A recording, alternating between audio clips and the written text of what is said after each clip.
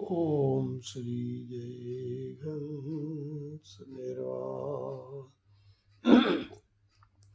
ओम श्री जय हंस निर्वाण। ओम श्री जय हंस निर्वाण।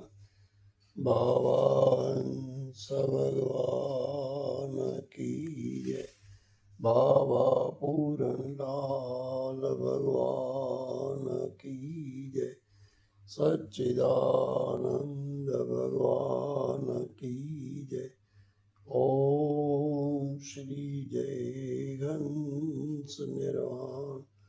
ओम श्री जय हंस निर्वाण।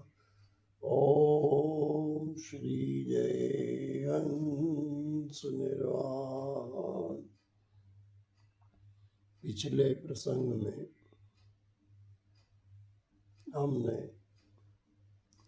अष्टावक्र जी महाराज के द्वारा 12वें सूत्र में यह बताया था कि आत्मा साक्षी विभो पूर्ण एको मुक्षित क्रिय असंगो निस्पृह शांतो भ्रमात संसार वाणी। आत्मा साक्षी है, व्यापक है, पूर्ण है, एक है, मुक्त है, चैतन्य स्वरूप है, क्रिया रहित है, असंग है, निष्प्रह है, शांत है। यह भ्रम से संसार जैसा बंधन ग्रस्त भासता है। यहाँ तक आपको समझाया था। अब 13वें सूत्र में अष्टावक्र जी महाराज राजा जनक को समझाते हैं कि कूटस्थम बोधम द्वैतमात्मानं परिभाव्य आभासो अहम ब्रह्मं मुक्त्वा भावं बाहं यथांतरम। इस सूत्र के अंदर अष्टावक्र जी महाराज राजा जनक को समझाते हैं, उपदेश देते हैं कि मैं आभास रूप अहंकारी जीव हूँ। क्या कहते हैं? कि मैं आभास रूप अहंकारी जीव हूँ। ऐसे भ्रम को एवं बाहर भीतर के भाव को छोड़कर तू कूटस्थ, अचल, स्थिर, बोध रूप एवं अद्वैत आत्मा का विचार कर। आगे अष्टावक्र महाराज राजा जनक से कहते हैं कि यह अहंकार सत्य नहीं है। जो यह जीव अहंकार करता है वह सत्य नहीं है, यह आभास रूप है। इस आभास रूप अहंकार के कारण ही अपने को जीव समझता है। इस अहंकार के कारण क्या होता है? यह अपने आप को क्या समझता है? जीव समझता है एवं अपने को इसी भ्रम के कारण आत्मा से भिन्न समझता है। अहंकार को ग्रहण कर लिया तो यह क्या समझने लग गया? अपने आप को जीव समझने लग गया।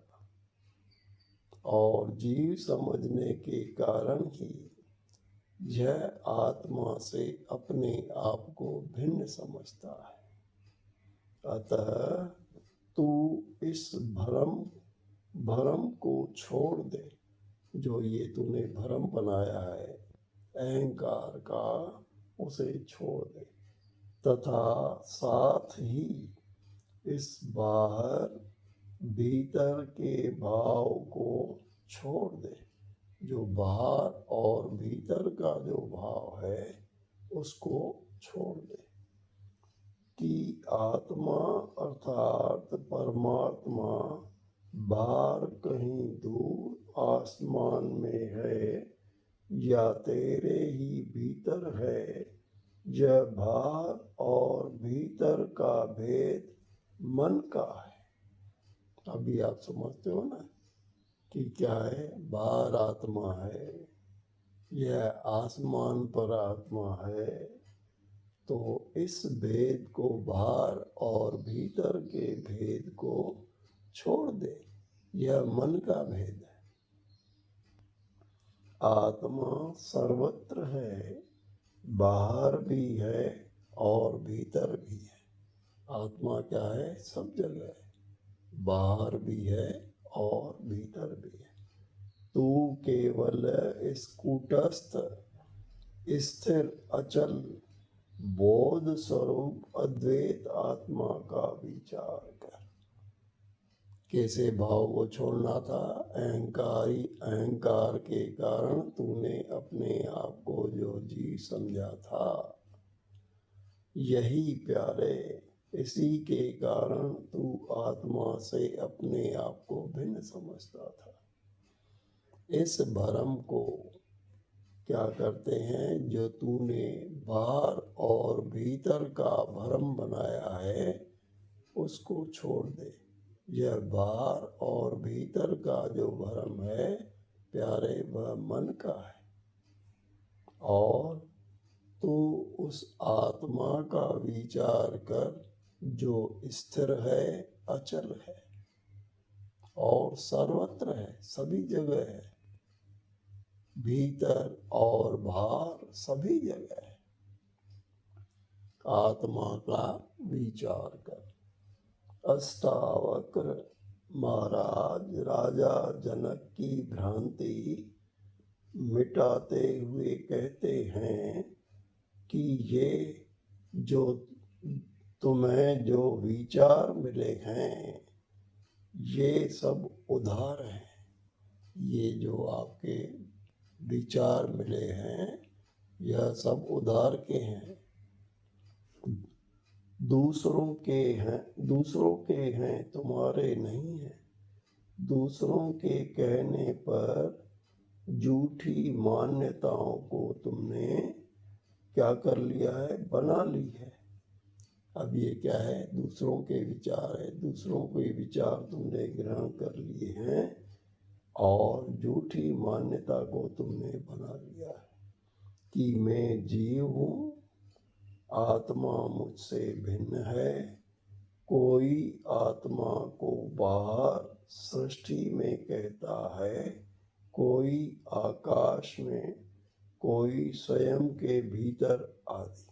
अब कोई क्या कहता है कि आत्मा बाहर है, कोई कहता है आत्मा सातवें आसमान पर है, और कोई क्या कहता है स्वयं के भीतर है। इन झूठी मान्यताओं से सब दुखी हो रहे हैं। इन्हीं मान्यताओं के कारण सब क्या हो रहे हैं? दुखी हो रहे हैं।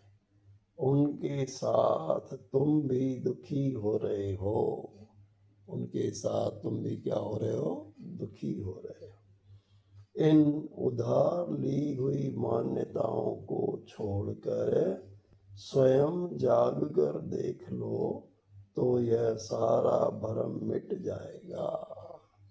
अब ये जो प्यारे आपने उधार ली हुई मान्यताएं ली है, जो दूसरों के द्वारा आपने क्या है ली है, इन सारी मान्यताओं को छोड़कर स्वयं जाग कर देख लो तो सारा भरम मिट जाएगा कि मैं कौन हूँ, वह आत्मा कहाँ है, मैं कौन हूँ और आत्मा कहाँ है, यह सब भरम आपका मिट जाएगा। केवल जागना मात्र है, नींद को खोलना मात्र है। अब इसमें क्या करना है? जागना है मात्र और अपनी नींद को खोलना है। ज्ञान दीपक को जलाना मात्र है और कुछ करना नहीं है। इसके लिए क्या करना है? ज्ञान रूपी दीपक जलाना है और कुछ करना नहीं है।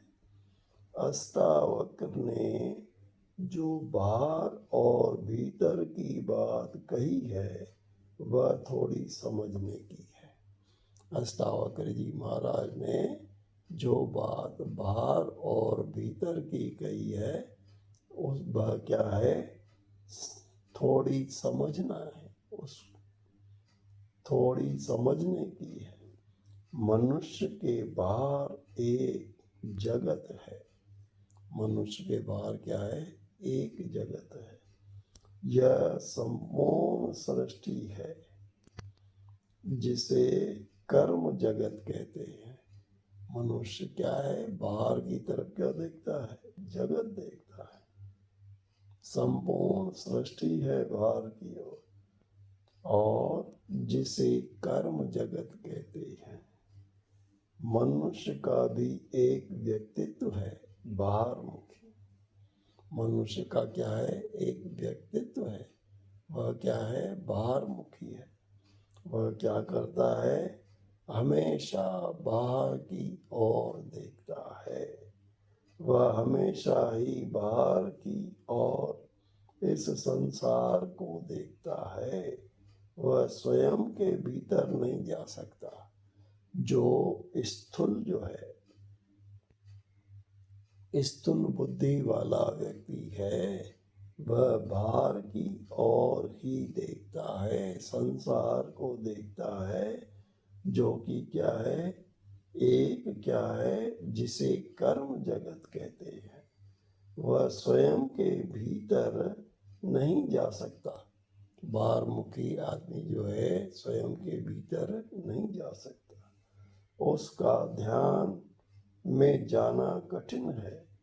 अब भीतर नहीं जा सकता, उसका ध्यान में जाना क्या है? कठिन है। ऐसा व्यक्ति कर्म योग के द्वारा आत्मा को उपलब्ध हो सकता है। ऐसा व्यक्ति क्या है? कर्म योग के द्वारा क्या कर सकता है? आत्मा को उपलब्ध हो सकता है। अन्य विधि उसके लिए काम नहीं करेगी और दूसरी कोई भी विधि हो उसके लिए काम नहीं करेगी। कर्म योग का अर्थ है निष्काम कर्म। कर्म योग का अर्थ क्या है? निष्काम कर्म। आसक्ति का त्याग करके ईश्वर का कार्य समझकर कार्य करना, यह बाहर का भाव है। अब क्या है? बाहर का भाव क्या है? कि यह सब जो है ईश्वर का कार्य समझकर करना और निष्काम कर्म करना। निष्काम कर्म से वह क्या है? आत्मा तक पहुंच सकता है। और क्या है? यह है बाहर का भाव। मनुष्य के भीतर तीन जगत और है। अब ये क्या था? बाहर का भाव था। अब मनुष्य के भीतर कितने जगत है? तीन जगत है। एक है विचारों का जगत, उसके भीतर है। उसके भीतर क्या है? विचारों का जगत है। दूसरा क्या है? भाव जगत। वह तीसरा आत्म जगत अथवा साक्षी जगत। अब देखो अंदर भी कितने आपके हैं जगत? बताए हैं कि अंदर के जगत क्या है। पहला तो है आपका विचारों का जगत, इसके भीतर है भाव जगत, व तीसरा है आत्म जगत, जिसको साक्षी जगत कहते हैं। बुद्धिजीवी विचारों में जीता है। अब जो बुद्धिजीवी व्यक्ति है वह कहाँ जीता है? विचारों में जीता है। वह स्वयं के भीतर, स्वयं के भीतर अब क्या है? विचारों का जगत। वह विचारों के साथ ध्यान का प्रयोग करके उस चैतन्य आत्मा तक पहुंच सकता है। उसे कर्म में जाना कठिन होता है। कर्म मार्ग में ले जाना उसे क्या होता है? कठिन होता है। वह बुद्धिजीवी होने में तार्किक होता है। वह बुद्धिजीवी होने में क्या होता है? तार्किक होगा। अतः उसे चिंतन और विचार के साथ ध्यान द्वारा आत्मज्ञान कराया जा सकता है। इसे ज्ञान मार्ग कहते हैं तथा उस भक्ति को ज्ञान योगी कहते हैं। तीसरा जगत भाव जगत है। यह भक्ति और प्रेम का जगत है। यह किसका जगत है? भक्ति और प्रेम का जगत। जिस व्यक्ति में भावुकता अधिक है उसके लिए भक्ति का मार्ग, उस व्यक्ति को भक्ति कहते हैं। उसका क्या भाव जगत के अंदर क्या है? कौन है? जिसमें भावुकता हो अधिक होती है उसके लिए भक्ति का मार्ग है।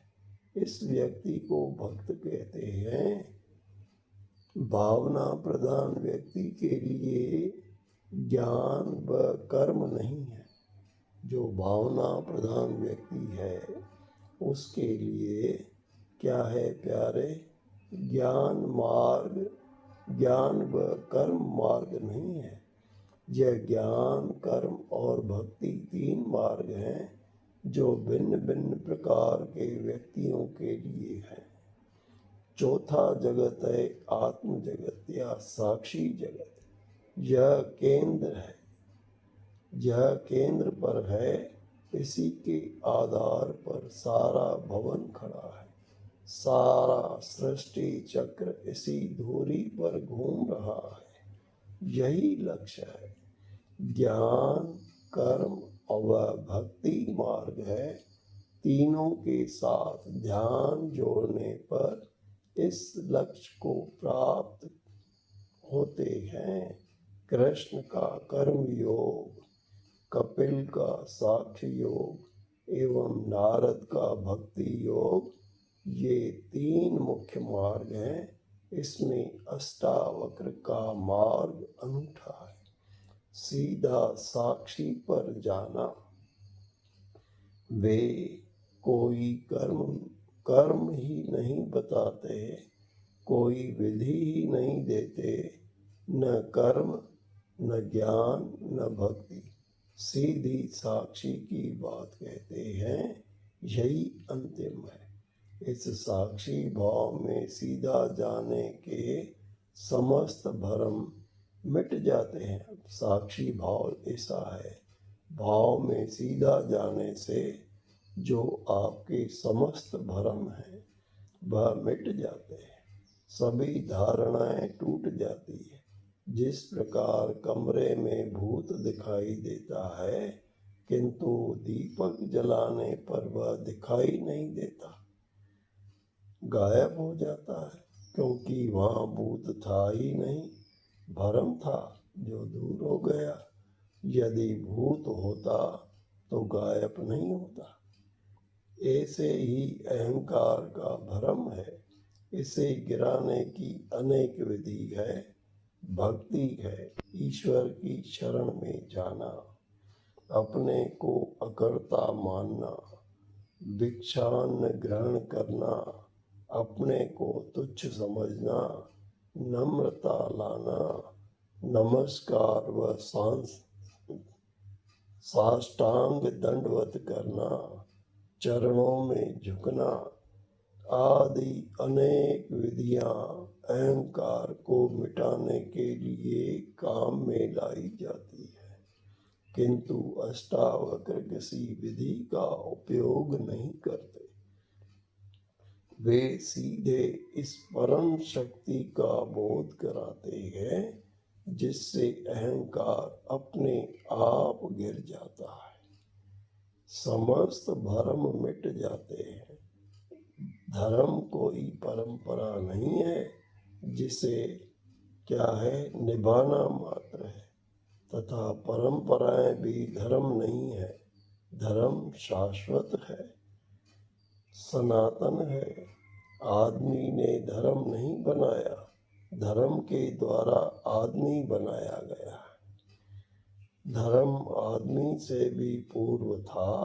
धर्म नया पुराना भी नहीं होता, अस्तित्व ही धर्म है। धर्म है मनुष्य की पूर्ण क्रांति। धर्म क्या है? मनुष्य की पूर्ण क्रांति, महाक्रांति। इससे मनुष्य पूर्ण रूपेण बदल जाता है। वह सत्य को उपलब्ध नहीं होता, स्वयं सत्य हो जाता है, ज्ञान हो जाता है। धार्मिक व्यक्ति पारंपरिक नहीं होता, इस परंपरा के अनुसार नहीं चलता, वह नई परंपराएं बनाता है। इसलिए इस परंपरा वाले जगत में उसे पसंद नहीं किया जाता है। यही कारण है कि जीसस को सूली दी गई, मंसूर के हाथ पांव काटे गए और गांधी जी पर गोली चलाई गई, सुकरात को जहर दिया गया, मीरा को जहर दिया गया आदि। इस जड़ सृष्टि में चैतन्य का उपयोग हो सकता है।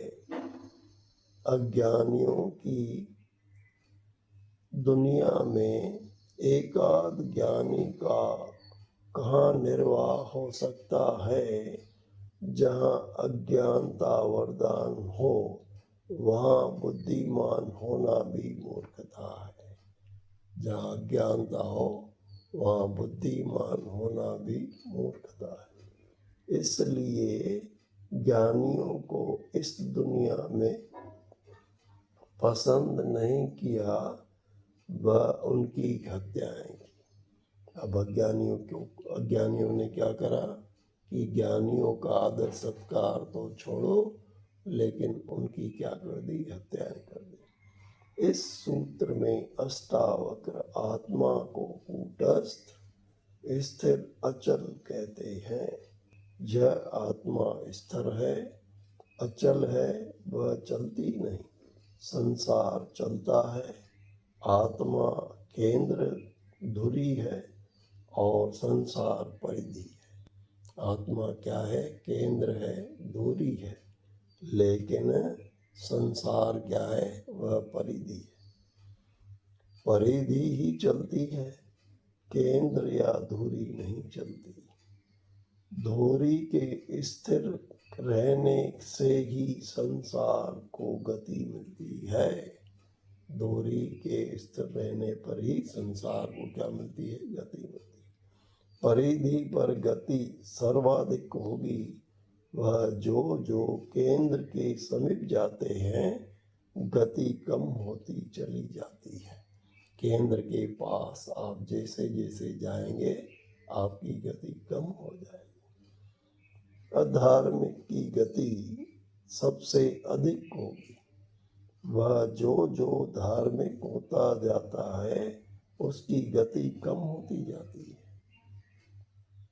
जितना राग, द्वेष, ईर्ष्या, लोभ, मोह, अहंकार अधिक होगा उतनी ही गति तीव्र हो जाती है। ज्ञान की ओर यात्रा करने वाला सबको छोड़ता चला जाता है, जिससे उसकी गति कम हो जाती है। भौतिक विकास का सूत्र गति है, क्रियाशीलता। भौतिक विकास का सूत्र क्या है? क्रियाशीलता। अध्यात्म का सूत्र विश्राम है और शांति। अमेरिका, रूस आदि सर्वाधिक गतिशील राष्ट्र है। भारत अध्यात्मवादी होने से इसकी गति कम हो गई है। भौतिक समृद्धि प्राप्त नहीं कर सका। केंद्र और परिधि दोनों भिन्न दिशा में मार्ग है। परिधि विज्ञान है और केंद्र है ज्ञान।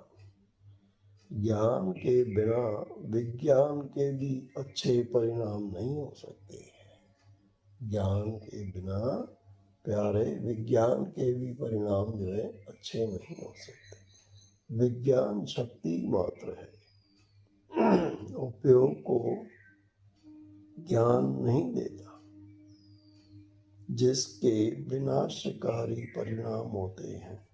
भस्मासुर को दिए गए कड़े जैसा सिद्ध होता है, जहाँ यह समझ लेना आवश्यक है कि आत्मा स्थिर है, अचल है, किंतु वही धुरी है जिसके आधार पर यह समस्त सृष्टि चक्र चलायमान है। यदि धुरी न हो तो परिधि किसके सहारे चलेगी? धुरी नहीं होगी तो परिधि किसके सहारे चलेगी? हर गतिशील पदार्थ का एक केंद्र होता है जिससे उसको गति मिलती है। चक्रवात को भी गति केंद्र से मिलती है। पहिया धुरी से बंध कर ही चलता है। सौर मंडल का केंद्र सूर्य है। सूर्य का केंद्र निहारिका है। निहारिका का केंद्र कोई मंदाकिनी गैलेक्सी है। सृष्टि में बिना कर्म के कोई वस्तु नहीं चल सकती। जो कहते हैं कि केंद्र कोई नहीं है, कोई आधार नहीं है, तब अपने निज स्वभाव से हो रहा है, वे सब मूढ़ हैं। जो क्या कहते हैं सब स्वभाव से हो रहा है, वह सब क्या है? मूढ़ है। कबीर ने चलती चक्की यानी परिधि की बात कही तो उनके पुत्र कमाल ने केंद्र की बात कही। परिधि को शक्ति केंद्र से मिलती है। परिधि को शक्ति कहाँ से मिलती है? केंद्र से मिलती है। परिधि को शक्ति केंद्र से मिलती है। यह केंद्र स्वयं नहीं चलता, केवल शक्ति देता है, जिससे सृष्टि की समस्त क्रियाएं संचालित होती है।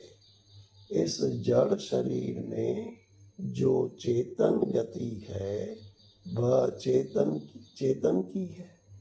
जो इस शरीर में जो गति है वो किसकी है? चेतन की है। चेतन की है।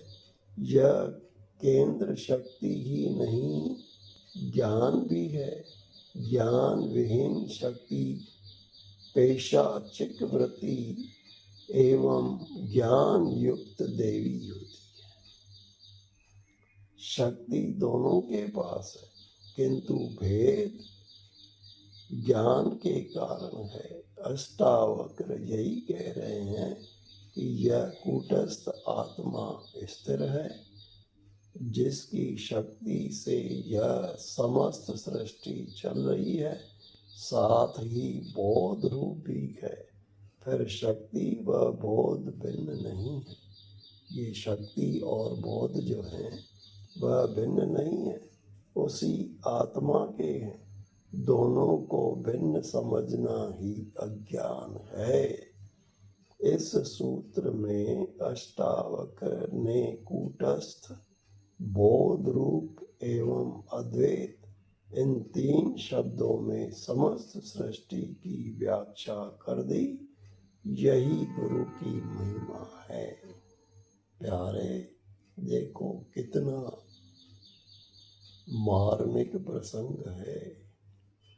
इसको समझ लेने के बाद प्यारे मनुष्य कैसा हो जाता है? निर्भीक हो जाता है।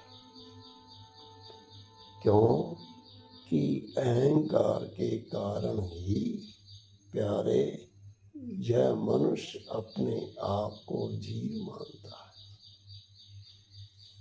और क्या है, जब इस चीज को वह समझ लेता है, दूसरा क्या बताते हैं कि भेद बताते हैं कई सत्संगों के अंदर कि आत्मा जो है बाहर है या आसमान में है या भीतर है।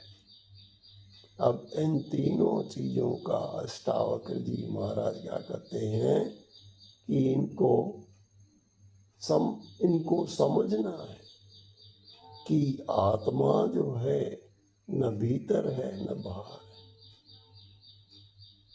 अब हंस निर्वाण जी साहब भी समझाते हैं ना, स्वामी जी महाराज कहते हैं बाहर न भीतर, न आगे न पीछे, आत्मा सर्वत्र है, न बाहर है न भीतर है, न पास है न दूर है, न ऊपर है न नीचे है। वह जो सभी दूर व्यापक है उसको प्यारे कैसे बाहर और भीतर कह सकते हैं? सर्वत्र व्यापक है। इसलिए प्यारे अष्टावक्र जी महाराज ने और आगे क्या बताया है कि आत्मा क्या है? केंद्र है। और संसार बाहर जो दिखाई दे रहा है वह परिधि है। वह परिधि हमेशा किसके सहारे चलती है? केंद्र के सहारे चलती है। केंद्र से ही परिधि को शक्ति मिलती है। प्यारे, इसी प्रकार से उन्होंने आत्मा को क्या बताया है? केंद्र बताया।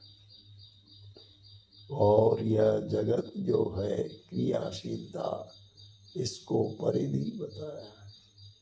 तो प्यारे, अब पहले हंस निर्वाण साहब जी के शब्दों में समझाया था ना, अविनाशी आत्म अचल जगता ते प्रतिकूल, ऐसा ज्ञान विवेक है सब साधन का मूल। प्यारे, ये जो केंद्र है इसी से ही परिधि को शक्ति मिलती है। परिधि केंद्र के आधार पर ही चलती है। और जो ज्ञान युक्त शक्ति जो होती है वह देवी होती है। और जो ज्ञान से विहीन शक्ति होती है वह कैसी होती है? पैशाचिक होती है। प्यारे, इसी प्रकार से अष्टावक्र जी महाराज ने राजा जनक को इस सूत्र के अंदर जो समझाया वह प्यारे यही सबसे बड़ी गुरु की महिमा है। इस प्रकार से आज हम वाणी को यहीं विराम देते हैं। ओम श्री जय हंस निर्वाण। ओम श्री जय हंस निर्वाण। ओम श्री जय हंस निर्वाण। बाबा हंस भगवान की जय। बाबा पूर्ण लाल भगवान की जय। सच्चिदानंद भगवान की जय। सत्संग भगवान की जय। ओम श्री जय हंस निर्वाण।